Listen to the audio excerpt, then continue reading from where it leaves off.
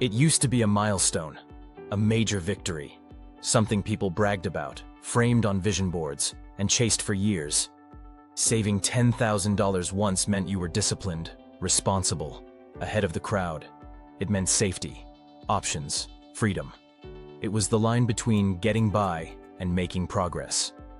But today, $10,000 barely feels like anything. It disappears faster than ever. One emergency, one car repair, one doctor visit, one flight, one rent increase, and suddenly, it's gone. So here's the real question we need to ask. When did $10,000 stop meaning security and start meaning survival? And more importantly, who changed the rules while we were all still playing the old game? If you talk to your parents or your grandparents, they'll tell you what $10,000 used to mean. $10,000 meant buying a car. It meant a down payment on a house. It meant starting a business. It meant a fresh start. Today, $10,000 might not even cover your rent for a few months. In some cities, it barely covers a security deposit and moving costs. And yet, people are still chasing it like it's some golden number, still setting goals around it, still believing that once they reach it, life will finally change. But we're living in a completely different financial reality. A reality shaped by silent inflation, by rising costs, by shrinking wages, by financial systems designed around debt instead of savings. So in this video, we're going to pull back the curtain and reveal the truth behind what happened to our money, why saving feels impossible, and why $10,000 in today's world is not what it used to be. Somewhere along the invisible line between one generation and the next, the meaning of $10,000 quietly changed. There was no announcement, no breaking news event, no moment where the world paused to declare that the old rules no longer applied.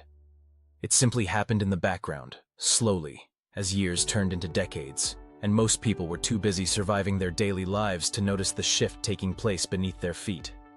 There was a time when saving $10,000 felt like reaching a summit. It was more than just a number in a bank account. It represented discipline, patience, sacrifice, and momentum. It was the symbol of someone who had gained control over their money instead of allowing their money to control them. It was the emergency cushion, the freedom fund, the gateway to a better, more stable future. People didn't stumble into $10,000. They worked their way there, slowly and deliberately, and when they finally made it, they felt secure. Back then, $10,000 could change a person's life.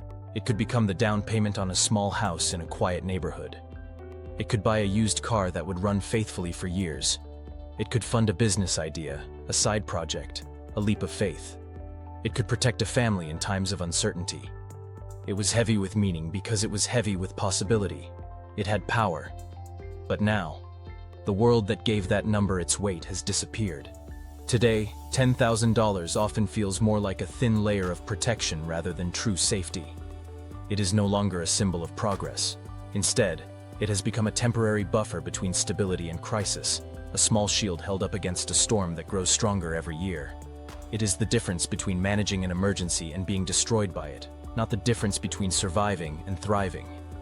And the truth is, most people don't realize how or why this happened. They just feel the effect of it every day in quiet frustration, in silent stress, in the lingering anxiety that no matter how hard they work, no matter how carefully they plan, no matter how strictly they budget, they always feel behind. They look at their bank account and ask themselves an impossible question.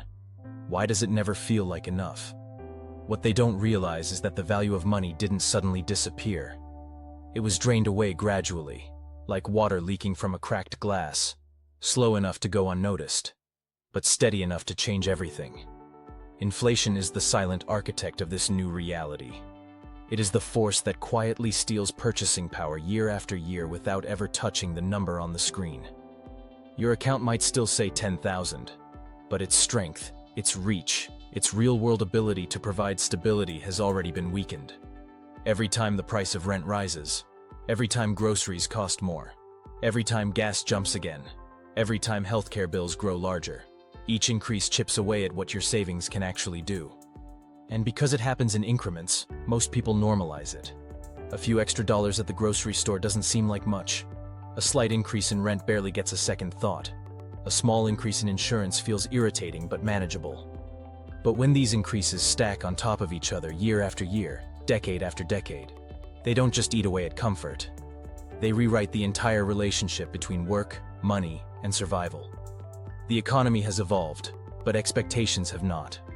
For generations, people were taught that if they worked hard, saved consistently, avoided unnecessary debt, and were disciplined, they would earn stability. That formula worked in a world where the cost of living and the value of money were moving at roughly the same pace. But that world has vanished. Now the cost of life sprints forward while wages crawl behind it.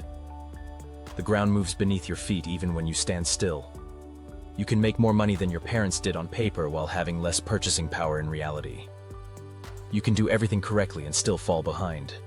And that realization is more exhausting than any physical labor. This is why saving feels harder now than it ever did before. It's not because people are less responsible. It's not because they lack discipline. It's not because they don't care or don't try hard enough. It's because the system itself is no longer designed around the idea of people getting ahead through saving. It is designed around people surviving through borrowing. Debt is celebrated. Convenience is packaged as flexibility. Maximum comfort is offered now in exchange for maximum liability later. Credit cards promise rewards for spending. Loans are marketed as opportunities. Buy now, pay later programs are disguised as empowerment. Every part of the modern economy whispers the same seductive message: spend today, worry tomorrow. But tomorrow never stops arriving, and while individuals battle to keep their heads above water, corporations and institutions profit from the fact that money is no longer meant to rest.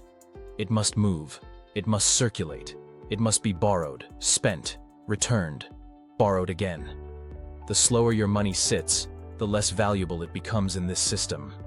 And yet, the average person was raised on the idea that money sitting still in a savings account equals safety. That belief is now outdated. A savings account today is not a growth tool. It is a temporary holding zone. It earns almost nothing in interest while inflation steadily erodes its value. On the surface, it looks responsible. Beneath the surface, it is slowly losing power. This is a brutal reality to accept. Because for most people, $10,000 is not easy to save. It represents hours of labor, days of restraint, months of discipline, years of careful planning. And being told that this hard-earned money is losing value simply by existing can feel like a betrayal. But the truth is not meant to discourage. It is meant to awaken. Awareness is not fear. Awareness is leverage. Once you understand the real reason why $10,000 doesn't feel the way it used to, you stop blaming yourself. And in that moment, something powerful shifts. You move from self-judgment to clarity, from confusion to understanding, from frustration to strategy. Because this isn't about chasing an outdated number. It is about understanding what security actually means in the modern age. Security is no longer defined by how much cash you have sitting in one place. It is defined by how adaptable you are, how many options you have, how many streams of income exist in your life, how quickly you can pivot when circumstances change, how valuable your skills are, how connected you are to opportunities, how intelligently you move within the system rather than against it. The wealthy have already understood this. They do not obsess over saving a specific, arbitrary amount.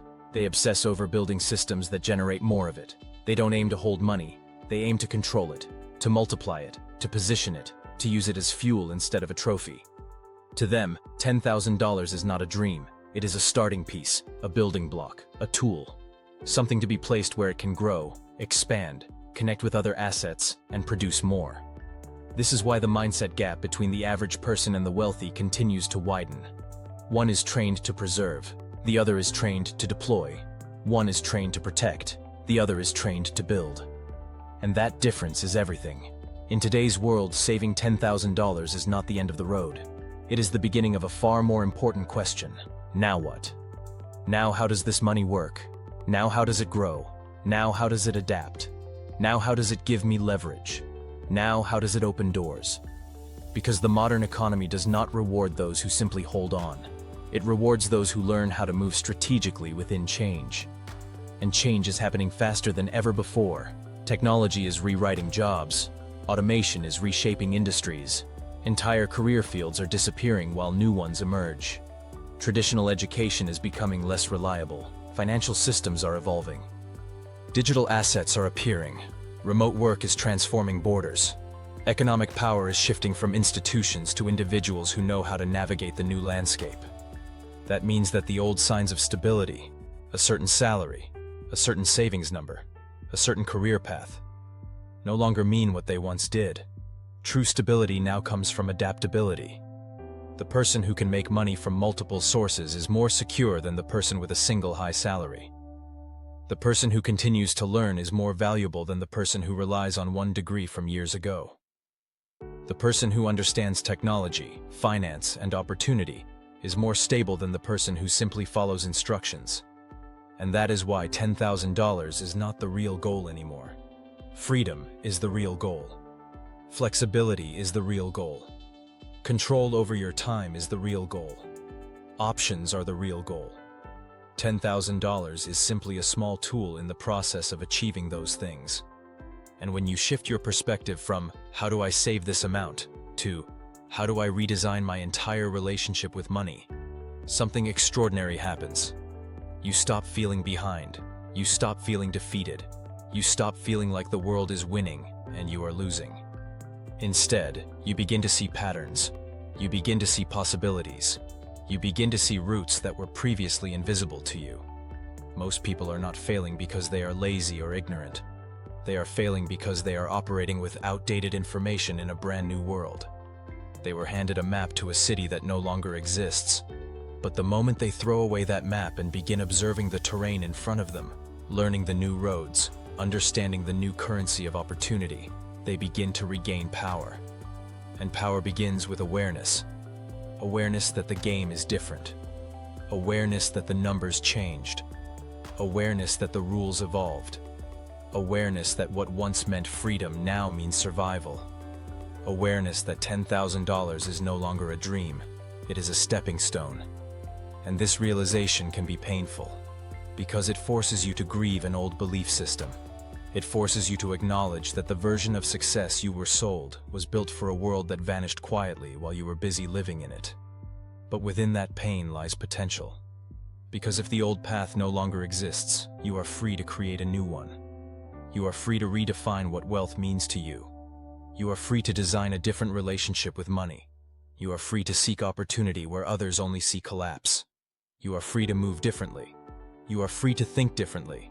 You are free to build differently. $10,000 was never the point. The point was control. The point was freedom. The point was security. The point was options.